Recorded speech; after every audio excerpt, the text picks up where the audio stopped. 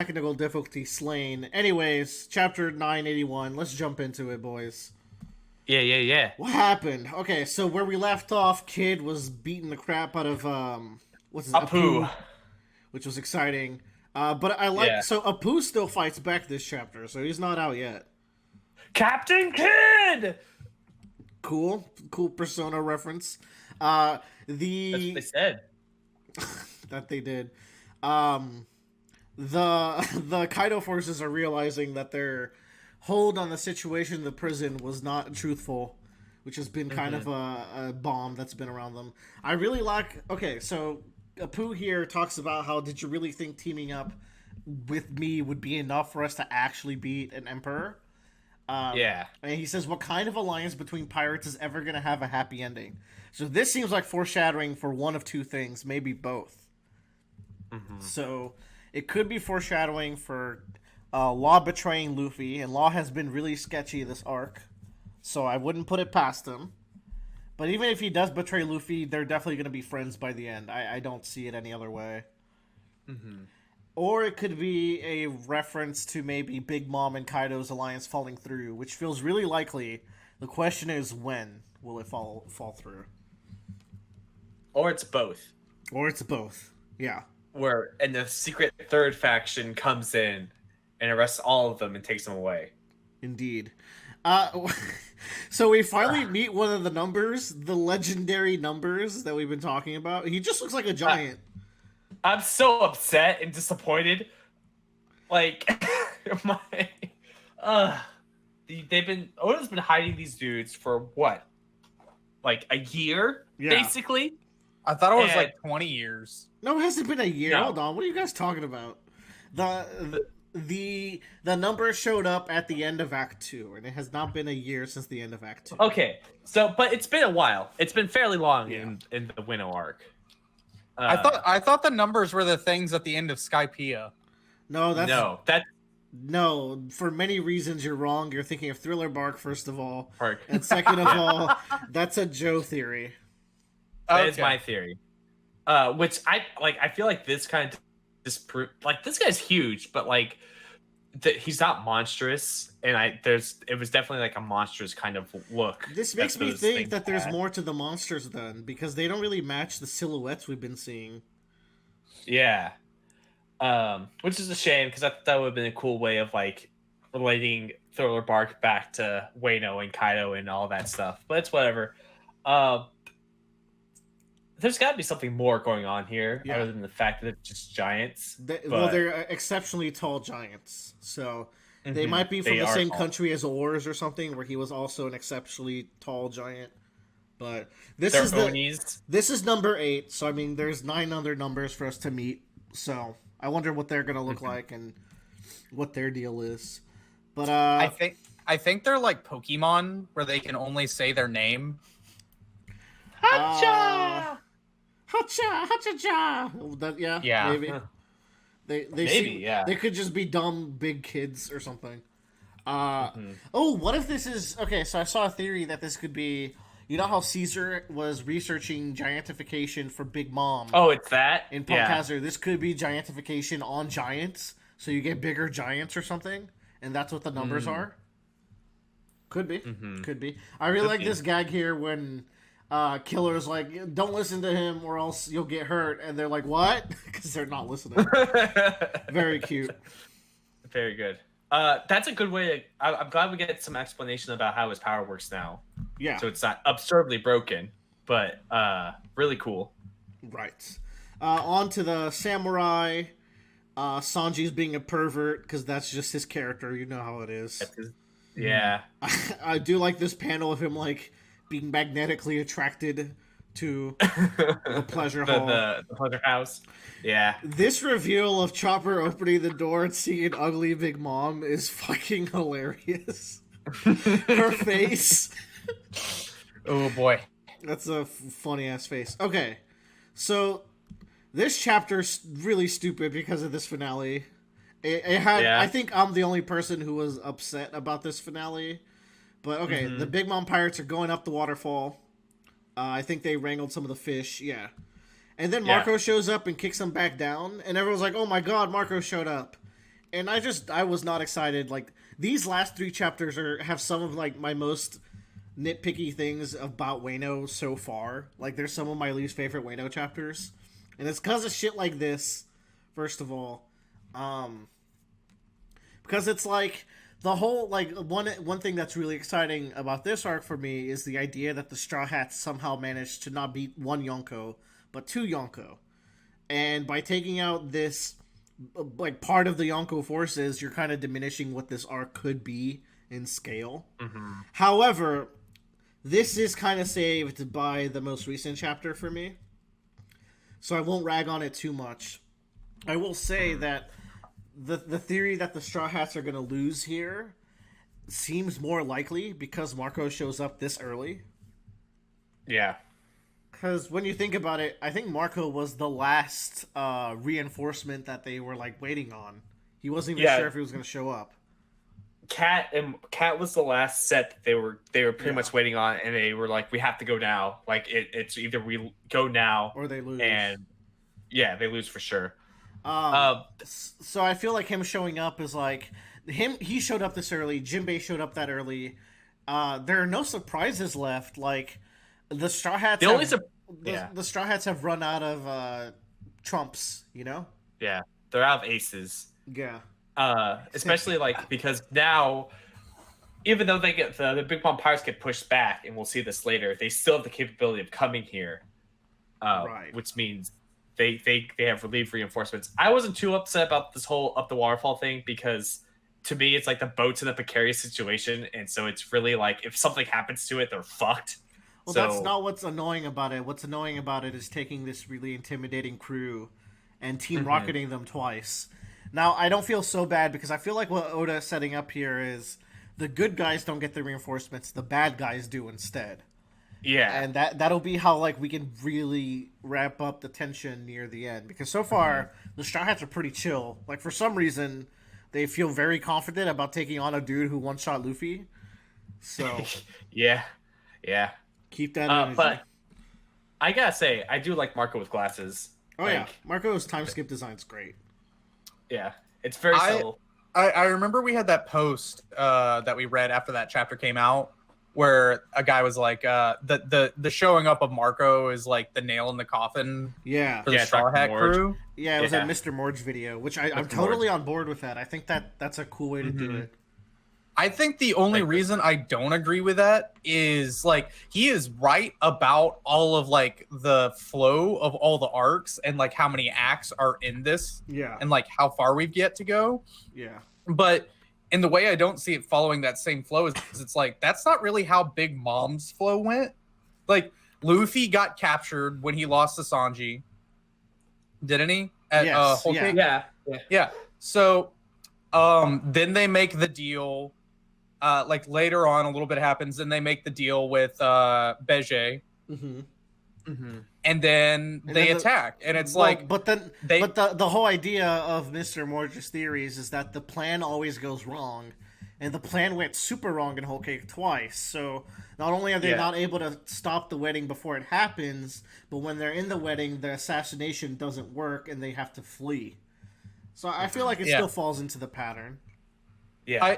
I agree with that. I feel like hopefully though something is going to happen in tandem with like Water 7, and I think I told Willer about this theory where like all of the arts from pre-time skip are lining up with this. Oh yeah. Like post-time skip, and the theming of each arc is like starting to align to where this would be like the Water 7 what happens after Thriller Bark? Yeah. No. Okay, what's before Thriller Bark? Water 7. Annie's Lobby. Anise Lobby. Yeah. Like how Water 7 goes into Anise Lobby? Yeah. I feel like this is going to be like Wano leading into Mary Joy. Ooh, like, and it's going to be like one really compact, intense arc. Like when Luffy was escaping from prison, like we're about to go through all that series of segments, like where it feels like there's separate arcs, but it's just nonstop. Like there is a goal, we got to get to it. So much. So you're saying he's saying that this is like a Jaya or like a Water 7, where like this is just the beginning. Yeah. Or and that this is the beginning of the end. Yeah. I think. It could be. It's just so much has built up for Wano, the country specifically, and the story of Wano. It's like it's only resolved once the Straw Hats beat Kaido and Orochi within Wano. Right. There's one way your theory could work. Right. They somehow drive Kaido back, and it wouldn't be them. It'd have to be the Marines interfering. So like Kizaru and Green Bull doing it or something. Maybe Akainu shows up, but they do beat Orochi. Now that would fix the current issue, and then they can move on to future fights. And that kind of lines everything up where if that happens, Orochi gets displaced and Momo becomes the shogun. Yeah. And then Momo has to make the tough decision of reopening the country, joining the world government, and potentially giving over the Straw Hats, like kind of this peace arrangement. Oh, Momo would never give up the Straw Hats. No, I don't think he will either, unless Luffy told him to. No, even if Luffy told him to, I don't think Momo would. He seems like he's being built up to be a strong kid. Big theories. It just feels weird that this wouldn't all wrap up in this Wano arc, but you could be onto something. I do feel like they might fail, and I feel like Marine interference is becoming higher and higher in my list of like things that could happen. That's where I think X Drake is going to come in, and Mary Joy is going to get tied into it. And that's like what makes me think it's going to lead into the Mary Joy conflict. Is X Drake is going to interfere, and that's when like Luffy's going to like realize that like whatever happened to who's his other brother, Sabo, like he may be dead or he may be captured or something. That's true. He doesn't know yet. Yeah, and then what's going to happen with that is like we'll get some type of conflict where we don't get to see the resolution of the country. Yeah. Like, and they have to flee before it's done. Just like kind of what happened. Like Alabasta was not quite like that. Like they got the resolution, but it wasn't like fully built back up yet. They stayed there for several days. Yeah. What Alabasta was interesting is they couldn't stop the war. Like the war did start, and like the whole goal was to stop it. So you know what? I started off at a 0%, but now I'm in a double digit somewhere. Yeah. On this theory. I think like for sure. Let's hold off more theories. Let's get through more of these chapters before we go dive into more of them. So Black Maria trying to get the Dragon Balls. Haha, I made funny joke that everyone made. What I really like is Kanjuro showing up. They're not sure it is Kanjuro because he's been undercover. But what I like, oh my god, he's so big here. What the fuck? He's so big. Oda sucks. Character heights. Man. Okay, he beat the shit out of Lil Momo, man. That's rough. Even Black Maria is like, Jesus, are you sure about like beating up the little kid? Yeah. But I don't really trust her. What I really like is the ninjas and Kanjuro all talking about how the Straw Hats got away. And Orochi showing that like insane fear he has towards the samurai. Like no one has this fear, but Orochi's always been horrified about this. And it's coming to fruition, so yeah. It's something I really like about Orochi. Especially because he just thought he took care of the problem. Yeah. He was just starting to relax. But instead, let's murder this child. Because I'm Orochi and I'm a good guy. Let's not murder this child. Let's crucify this kid. Let's crucify this kid. So what else is popping here? We get some samurai talk. We get they know Marco's coming now. Right. How'd they get that information again? They have the snails. The snails are communicating with each other because they're in range. The note that Marco had was really stupid. It's just like, I'm going, I guess. Anyone could have forged this note. Yeah. But whatever. Okay. So one thing, the neck. Speaking of jokes that were made 100 times, fucking Kyoshiro's neck here, looking fucking thick. What a lad. What I don't like is how easily they apprehend Sasaki. But you guys brought up that these could be sea stone cuffs. Yeah. And that's why they're immediately able to do it. Because, like, if you cuff someone's hand and he's one of the strongest people in this army, you're not cuffing the other hand. He's gonna fight you. Mm-hmm. So these better be Sea Stone cuffs, and if they are Sea Stone cuffs, that means he might be like the second Fishman Devil Fruit user that we've met. Yeah. Because I think he's a Fishman. I think so too. He does he looks like it. He's definitely got some sort of powers to him. And based on what we know from the next chapter, it's some sort of dinosaur. Hopefully. Right, well, they're all ancients, so they're not all dinosaurs because who wasn't a dinosaur? There's a pterodactyl, which is a dinosaur. Hold on, Jack's a woolly mammoth. Jack's a headliner. Mammoth. He's not Toby Robo. He's a Toby Robo. No, they're all. One of them's gonna be like who's is gonna be a saber-toothed tiger. Like just slow your roll. Okay, one thing I really disliked about this chapter is like, why are you showing him the tattoo? Like you could have just walked away, left some secrets. I feel like that's just setting up for disaster. Well, I think that's also the point too. They're hiding Big Mom. Good strategy. Yeah. Fucking ergots. They are ergots. I love how Prometheus is able to sense Zeus, and now Nami's in trouble too. Next chapter, we find out that Big Mom is now chasing Nami, so we'll see where that goes. I like in this corner here, they have to help Kiddymon out of the water. That was a nice, because I was like, how the fuck did they all jump in the water? There's like a bunch of Devil Fruit users, but I'm glad that they addressed that visually. What's up? I have food coming. We good, Joe? Okay. All right, cool. I'll replace Joe in the good talks now. Oh, cool. Sub in. Tag. Yeah, tag in. I'm subpar to Joe, but I'll do my best. Ulti is such a fun character. I love her already. I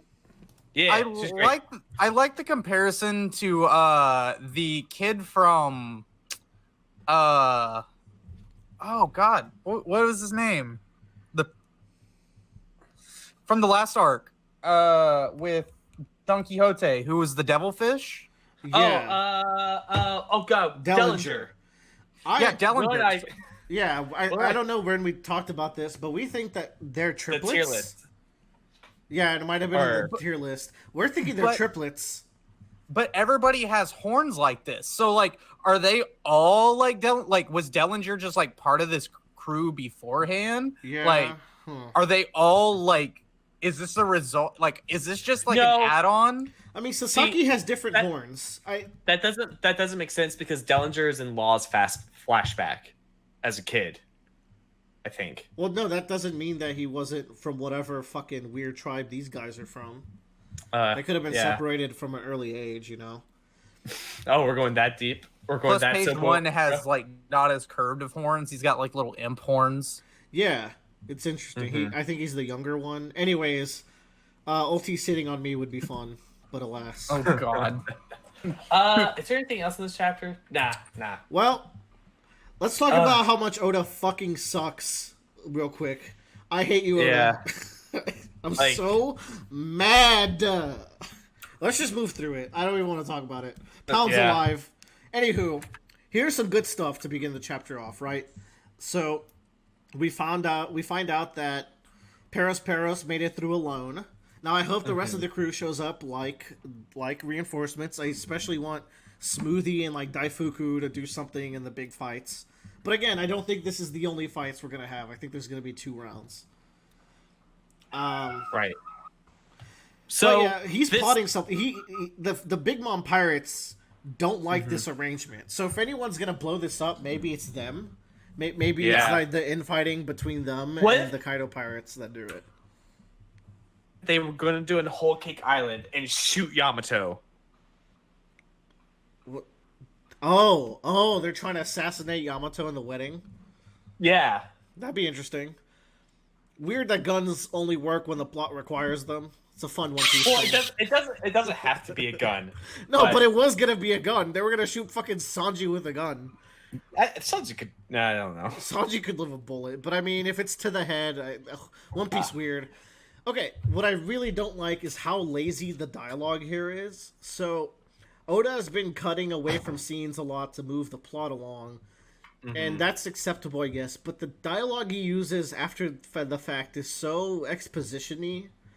It's like, oh, Usopp, here's everything that you just saw that happened. Oh, and she punched us and we transformed and we don't get to see any of it. I'm just not a fan of when his dialogue becomes so exposition-y and lazy. So, did she turn See, don't worry, you'll get that in the anime. Yeah, that's true.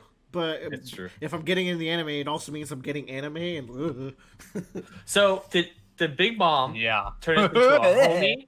Okay. Did Big Mom take it to a homie, or did they actually touch a button to transform it into that? Because if it's this looks like the way it transforms into General Frankie. Okay, that's what I thought. Because people were saying like, oh, they didn't realize she turned into a homie. It's like, no, I think they would. I think pretty sure like it would have a face and it'd be talking to them at that point. Yeah. So I just I don't know. This definitely the weak point of the chapter here is how they handle that. But what I do love is the girls running away. Shinobu running on the wall is always funny. But I like Big Mom being creepy again, where she's just walking around making shit, and you remember how horrifyingly broken her power is. So I'm excited to see what they do about this. Also, these are like Japanese like monsters that she's making, like the umbrella guy. She's making like little yokai, which is really cute.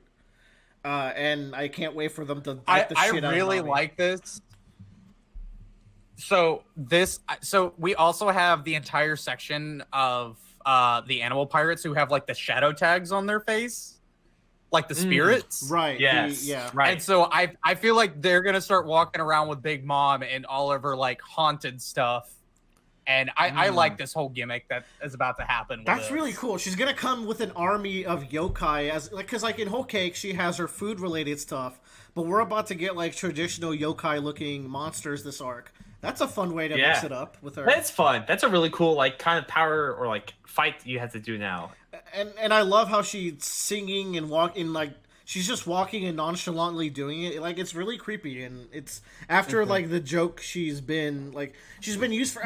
I never call her a joke, but the fan base does because it's like, oh, she's in comedic scenes, God forbid. But it's nice to see like she's horrifying. People are thinking this Sanji thing is a setup for something because it feels like Nami is thinking, oh, like, Sanji, you're such a pervert, but the face that he's giving here could be like a Mr. Prince situation, like he's got something plotted. I don't know. Sanji's so unpredictable. Yeah. I have a theory about what's going to happen to Sanji, and it's going to horrify him for the rest of his days. What is it? I'll talk about the end of the chapter because it has to deal with the end of this chapter. This is one of the best pages here, where we find out that these gifters used to be pirate captains, but they were broken down, and they're like we're not going to be pirate kings. It's going to be Kaido. We're going to believe in Kaido. It almost seems like a plea for help. Like it's almost like an inverse Whitebeard too, where it's like they joined the crew and believe so much in Whitebeard they wanted to make him pirate king. While it's this one they've been like forced into submission. Yeah, and we talked about earlier, like they mentioned in the story of Wano that Kaido loves breaking people down. That's why the whole prison thing works, is because Queen was ordered to break Luffy down. So to do that, Queen's going to play with Luffy and be confident and really wear him down, which is the mistake Queen made because Luffy's the protagonist and he didn't realize. So you know what I'm just not realizing while we're talking about these gifters? Like, it makes me think about power scaling. So we see him headbutt what's her face in this I apologize. I can never remember names. You can't. We know. You're fine. So in the chapter so this is Toby Roppo versus Luffy, and we have Toby Roppo versus Seastone chains in the last chapter. Yeah. But we also had Seastone chains on Luffy and Kid. Yeah. And they were like hauling ass, like they didn't even matter. Yeah, they were able to work through it. So I'm just like, all right, was that the gimmick, or is this guy not that strong? You know, like I feel like Oda is lulling us into a false sense of security. Like these guys will come back and be trouble later. Oh, for sure. Yeah. For sure. They're not done with. One thing I like also is like we're showing the real power of Kaido's crew here is because, like, okay, Zoro and Luffy can take any one of them individually, but there's like 1,000 of these like relatively strong fuckers, and when you're pairing that many on, like, you're layering this level where it's like, an actual horde of people. A horde of like strong. Not just like fodder, a horde of like relatively strong. Like these could have been arc villains in earlier One Piece arcs, but he has like 100 of them. Imagine we played a Muso game. It was just all the captains, as the enemies. Tyler says, He disapproves. Do you remember what was it right before they went to the giant island? Whiskey Peak. Whiskey Peak. Yeah, this reminds me of Whiskey Peak. Zoro was effortless in Whiskey Peak. Yeah, and Zoro just like he had all those numbered people there, and I was like, how's Zoro gonna get out of this? And it was just like, no problem. Okay, but even here, Zoro's like, the further I get, like, the whole thing is like, Zoro's like, Luffy, we should not waste energy. And here he's already tired, like 2 chapters in. So that's pretty interesting. He's getting exhausted. So yeah, that's interesting. Zoro, we'll see what happens. I like this, Ulti. I like this showing because Ulti wins this first encounter. Like, she's clearly all about headbutts because they mention it. But, like, Luffy gets knocked down from it, even, like, trying his best. So I think this is a good way, like, they're not as strong as Luffy, but they can challenge Luffy.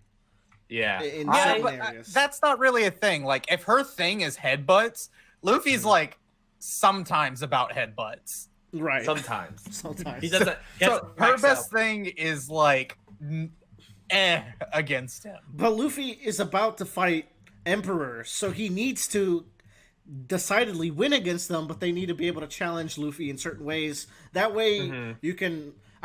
Power scaling in One Piece is the most boring part about One Piece. I don't enjoy. Like, there's some YouTube channels that are built around it, but I think it's important to set these guys up with, like, okay, they're not as strong as Luffy, but they will be problems as a unit for the other Straw Hats. So they will be problematic.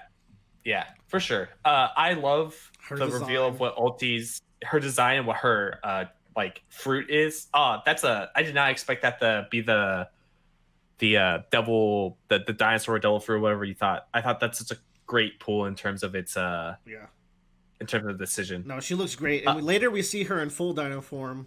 Let's see. Do we? Where is she? Yeah. So, okay, I love how Luffy flips her over. Some good choreography here where, like, he flips over page 1, but then, like, Soru, like, he shaves his way down there and just hits him with the elephant gun. Looking good. Okay, yeah, here it is. She's in full dinosaur form here. Okay, yeah. Where she's looking chonkier. But then, like, this chapter just throws me for a complete loop. Oh, yeah. Yamato shows up with a Thunder Bagua, and you're like, okay, that's Kaido's son, all right. It's got the same paneling. So that's a strong move, knocks out Ulti.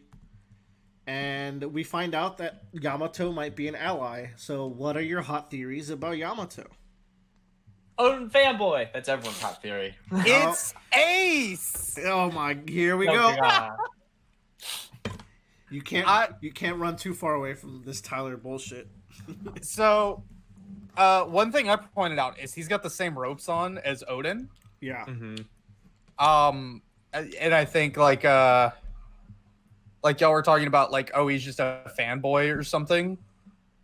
I'm very interested to see what this guy's backstory ends up being. I think he is another time traveler Kozuki. How could he be a time traveler? Well, so I mean, Toki died, so maybe either that or this is Big Mom's son. No. Who did it with Kaido?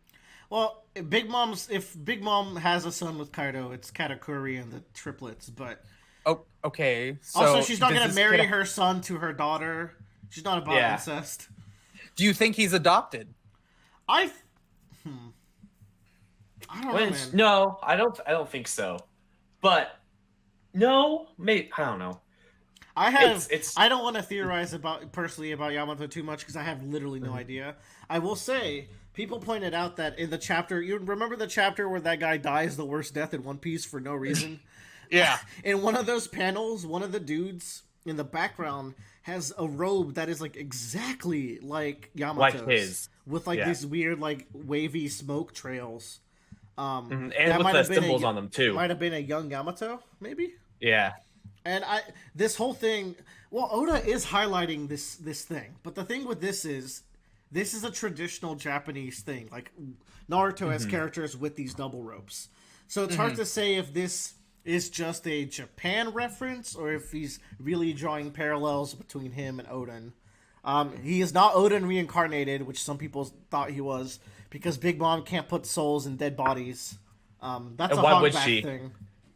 Well, Kaido's like, I owe you, Big Mom. So she's done something for Big Mom in the past, or for Kaido. But this is not it. We don't know what that is. We'll find out later. Cool. So we got a friend now. Yeah, I like this friend. I think I like how he's gonna be key in the disruption. Yeah. I mean, Oda has a really good way of introducing characters late in the story, but still making them really important. Like, Katakuri is mentioned early, but we only see him as the wedding's happening, right? So Yamato is happening during the raid, and I'm sure we're going to get plenty of time with him to get us to like him. So also, we have these cuffs here.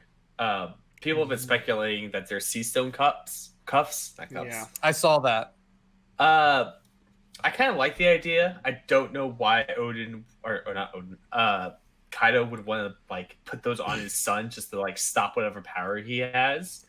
The only one that I kind of like the idea is that he took the initial like smile fruit and it's like unrefined and uncontrollable, so he has to wear him to control that power basically and just like stop it from like taking over him. But here's the thing about, I don't think he could one-shot an enemy with sea stone cuffs.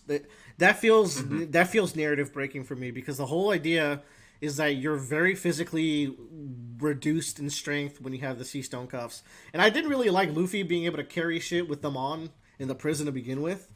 So I hope it's not sea stone cuffs, because otherwise he's one-shotting. Like, I get Luffy carrying those things is not as bad as Yamato one-shotting ulti with cuffs on. That just seems wrong for many reasons.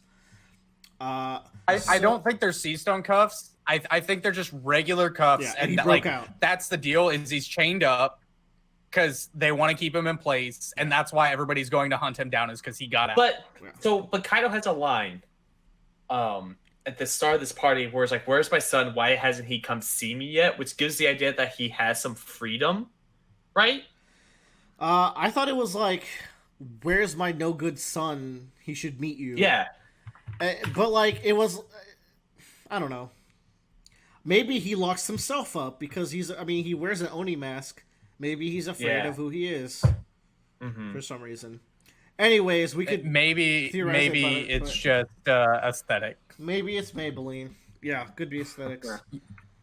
Yo, all I'm gonna do is, before we get out of here, I'm gonna ask y'all to check Midcast chat and just check out Odin's robes from the exact same point of view that we see these robes right here. Let's see. Not there. That's true, right? And they are drawing a parallel there, I feel like. Like, they're the exact same robes. His are shorter. Robes. Like, you can see his thighs. Wait, no, they're not the same robes. Yeah, not the robes. The robes. Okay, yeah. Okay, yeah. Yeah, I'm not pronunciating good enough. Wait, when you say exact same, I think you're right where it might be exact same. Like, he's wearing Odin's ropes straight up. I think he is. I think if this is not somebody we already know, then it's just Kaido's son, and Kaido told him the story of Odin because Odin was born to boil, and or he was there and he witnessed everything, and he knows that his dad like recognized Odin, and he just hates Orochi, and that's why he's helping. Maybe he hates his dad. It's like, fuck you, Dad. I'm a Kazuki. Yeah, maybe he does. Maybe he ends up helping. Maybe he is the next Odin. I think Odin might be his Gold Roger. You know, like he's the guy he looks up to. He might be the inheritor of Odin's will, possibly, if not Momo. Yeah, like, you know. Yeah. Anywho, that's good for this One Piece. Join us next month as we cover the next batch of chapters. Yeah. Bye-bye. Bye. Goodbye.